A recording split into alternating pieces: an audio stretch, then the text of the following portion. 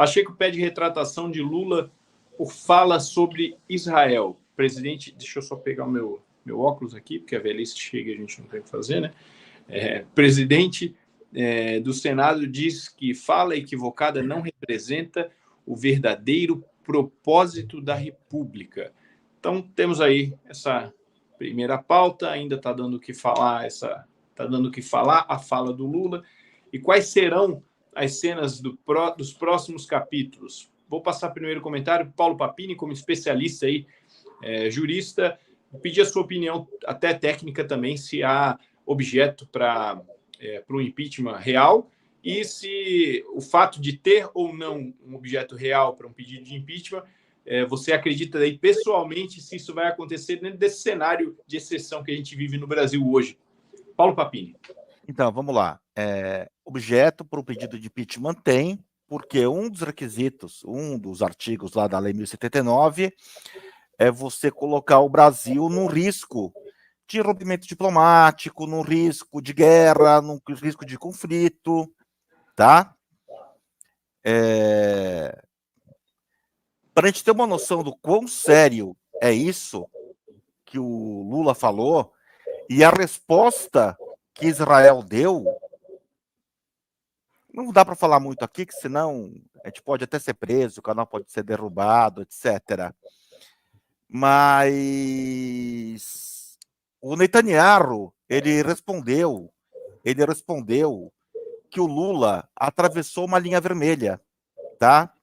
Atravessar a linha vermelha significa uma coisa para nós que somos brasileiros, para um europeu, para um americano, para um judeu significa outra coisa, tá? Para um judeu significa outra coisa, principalmente Netanyahu, que ele já fez parte do Mossad. Não, o que o Lula falou não é uma brincadeirinha, gente. Deixa eu falar assim, o Lira, o Pacheco, tá todo esse povo tá falando, ai, foi um mal entendido. Deixa eu falar uma coisa, mal entendido, eu ser meio burro, e de repente, eu sou um cara meio tapado, não conheço bem os valores judaicos e tal, e eu chamo meu amigo judeu e falo, amigão, vamos comer uma feijoada em casa? Apesar que eu conheço muito judeu que come feijoada, tá? Mas os mais ortodoxos não comem. Ou então convidar o sujeito para comer chantilly. Tem até a cena, né, do filme Bastardos Inglórios, né, que é onde o general Hans Landa, ele oferece para a Xoxana a torta de alguma coisa com chantilly.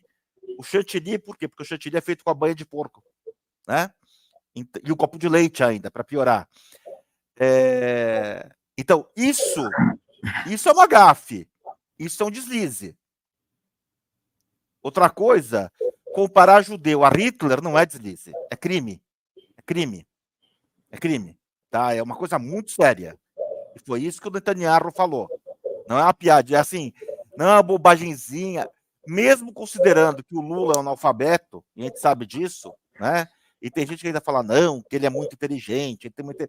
Não, não tem, tá? Ele é um burro que nunca quis estudar na vida, nunca abriu um livro na vida, ele mesmo fala isso, tá? Mesmo considerando o histórico intelectual do Lula, é muito grave. O que ele falou é muito grave. E pior assim, é toda a esquerda, e pior, toda a imprensa passando pano para isso. Foi tão surreal a coisa, só para complementar meu raciocínio, que... Como é que foi? Antes dela ter falado alguma coisa, já começaram a fazer meme, né? Lula chamou Israel de nazista. Entenda como isso é bom.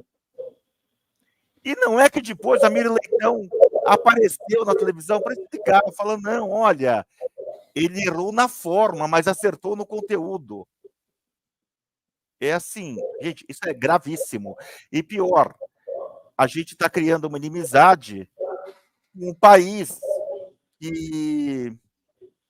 Eu sou capaz de arriscar, eu não sei agora o certo número, mas eu chutaria que das 50 maiores empresas do mundo, das 50 pessoas mais ricas do mundo, metade são judeus.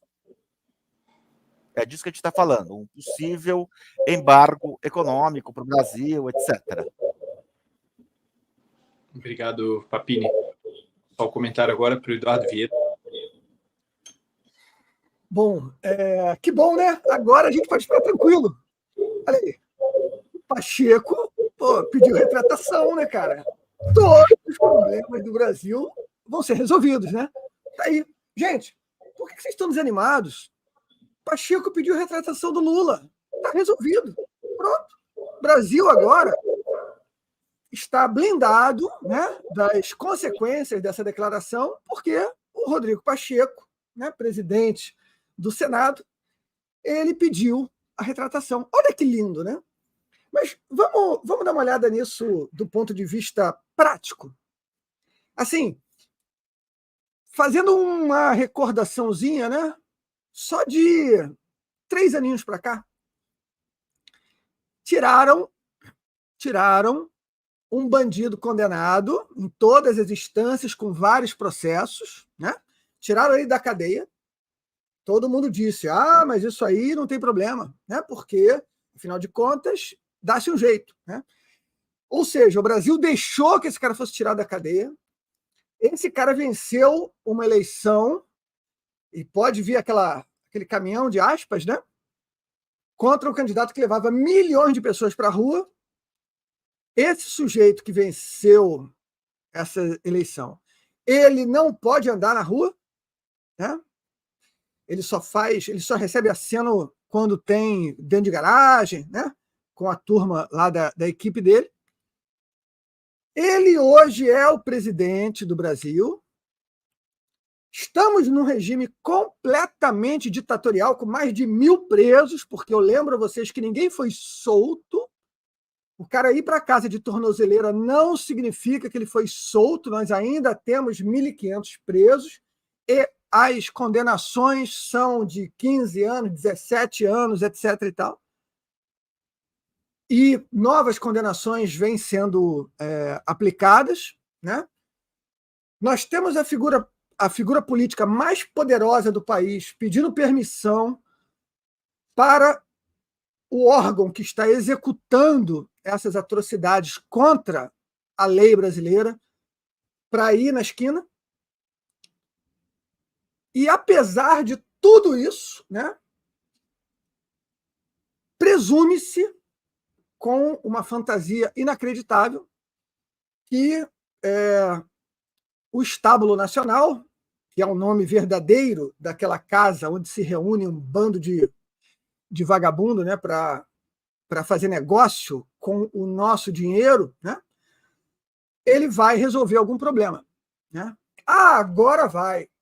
Talvez ele faça, né? O Pacheco, eu já li que Pacheco ele fica fazendo coisa assim, tipo morde e assopra, né? Tipo, ataca e depois ele recua. Não, ele não ataca, né, gente? Ele não ataca. Fazer um discurso onde você diz, é um absurdo essa declaração, queremos uma retratação, né? Isso é a mesma coisa que você tomar uma marretada na cabeça, né? E depois você, em revide, você joga uma borracha, né? Uma borrachinha do primário. Borrachinha. Me vinguei dele. Olha, viu? Tá vendo? O que nós estamos vendo, minha gente, é o prosseguimento do teatro destinado a uma única função: manter vocês que estão assistindo o nosso programa aqui e mais 215 milhões de brasileiros quietinhos nas suas casas, sem fazer nada que seja fora das 4 linhas. Evidentemente, o que o Lula disse, né, é criminoso, né, gente? É criminoso, né? Você é criminoso e é particularmente perverso, porque ele compara os israelenses, né, aos seus algozes, né, cara? Na Segunda Guerra Mundial, no Holocausto, a Alemanha levava, os oficiais alemães levavam trens lotados de judeus para uma indústria de matança, onde se matava e queimava milhões deles, né? E o cara dizer que esse mesmo povo é a mesma coisa é é de uma crueldade, né, inacreditável. Mas é isso, gente. É isso. A oligarquia que domina o país, ela está interessada exatamente nisso mesmo, né? O objetivo é levar a gente para o eixo do mal. O objetivo é colocar a gente de braços dados com o Irã, com a Coreia do Norte, com a Venezuela, né? Com a China, com a Rússia. E aí vamos todos alegremente levar mais 215 milhões de pessoas à morte por inanição, à prisão do Gulag e às atrocidades que acontecem no regime comunista. Nós estamos exatamente dentro desse processo, tá? E é isso que vai acontecer, a não ser que haja uma convulsão, né? É a única coisa que historicamente detém esse tipo de ação, uma convulsão, ou uma briga entre a oligarquia, né? Entre os membros da oligarquia. Não, olha só, esse troço não está me interessando, não. Aí chega o Alien e diz assim, Predador, esse troço não está dando, não, cara, eu vou brigar contigo. Aí o Predador diz para o Alien, não, cara, é o que eu quero. E aí eles brigam entre eles, né? E aí, de repente, um prejudica o outro, um arranca o braço do outro. Mas, de qualquer jeito, isso não tem nada a ver com a gente, né? Infelizmente. Obrigado, Eduardo. Oi, Luiz. Bom, como o próprio Papini falou, né? Sim, o Lula é burro, né? Mas a gente não pode falar que essa fala dele foi devido à burrice, à ignorância. Não, é aquela velha história, né? A burrice e a ignorância, a burrice e a maldade, elas não são autoexcludentes, né? E muitas vezes elas andam de mãos dadas, assim, a burrice, a maldade, a desonestidade, etc., andam de mãos dadas, principalmente com o PT, com o Brasil, né? E o Lula está demonstrando isso. Ninguém se engane, ele não falou aquilo porque foi uma derrapada, como disse a Mila Leitão, né?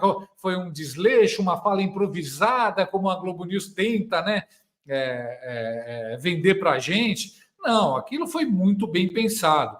O Luiz Inácio Lula da Silva, ele quer se destacar de algum jeito na política internacional. Ele se destacou, conseguiu se destacar nos 2 primeiros mandatos dele, porque era uma novidade. Olha lá, o sindicalista comandando um país do tamanho do Brasil, etc, etc.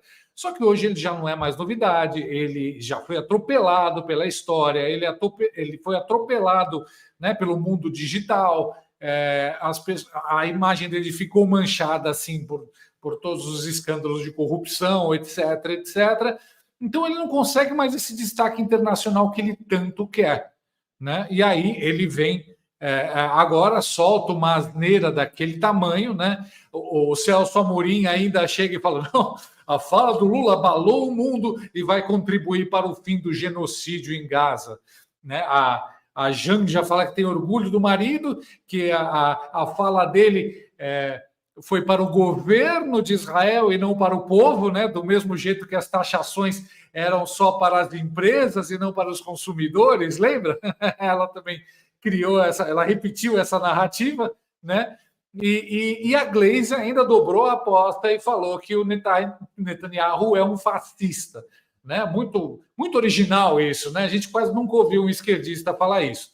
Então, a gente está vendo que foi tudo de caso pensado. O Lula quis aparecer de novo, ele realmente conseguiu aparecer, mas de uma forma muito negativa, né? A gente viu que ele levou porrada de todos os lados. Só quem falou, olha, legal isso que você falou, hein, mano? Foi o Hamas, que é um grupo que no ano passado estava colocando bebês em micro-ondas, estuprando jovens, matando crianças, idosos, sequestrando, né? Então, que beleza, né? Que aliado bom. A Rússia também apoiou, né? A Rússia que também está fazendo sua carniçaria por aí. Esse é o nível, né, das pessoas que estão apoiando o Lula na fala dele. Esses são os parceiros. Então, é isso. Se a gente começasse uma terceira guerra mundial hoje, não se iludam, né? O Lula estaria arrastaria o Brasil para o eixo do mal, né? Arrastaria o Brasil entre os inimigos do Ocidente, né? Então, assim, isso tudo que o Lula falou está tendo essas consequências todas. A gente acha, quer dizer, a gente não, eu digo assim, os políticos brasileiros acham, né, que vão conseguir botar panos quentes em cima disso. Não, Lula, pede desculpa aí, né? A preguiça aí do Senado chega e fala, não, ele vai ter que pedir desculpa, vai ter que se retratar. O Lula já disse que não vai se retratar, o PT está todo dobrando a aposta, afinal, eu queria, inclusive, convidar todo mundo que está assistindo aqui nos comentários, etc., a tentar relembrar um dia na história em que o Lula ou o PT ou algum petista pediu desculpas por algo que fez, pediu desculpas por algo que disse, reconheceu o erro, recuou. Não, a esquerda e principalmente o PT jamais reconhecem o erro, jamais recuam, jamais pedem desculpas. E eu estou falando erro entre milhões de aspas, né? Na verdade é o crime, a fala criminosa nesse caso, não é nenhum erro. Assim como a dilapidação da Petrobras, o mensalão, etc., a imprensa vinha bonitinha falando: está na hora do PT reconhecer o seu erro. Erro faço eu quando coloco açúcar no lugar de sal, quando estou fazendo o arroz. Isso é um erro. O que o PT fez é crime, é um escândalo, né?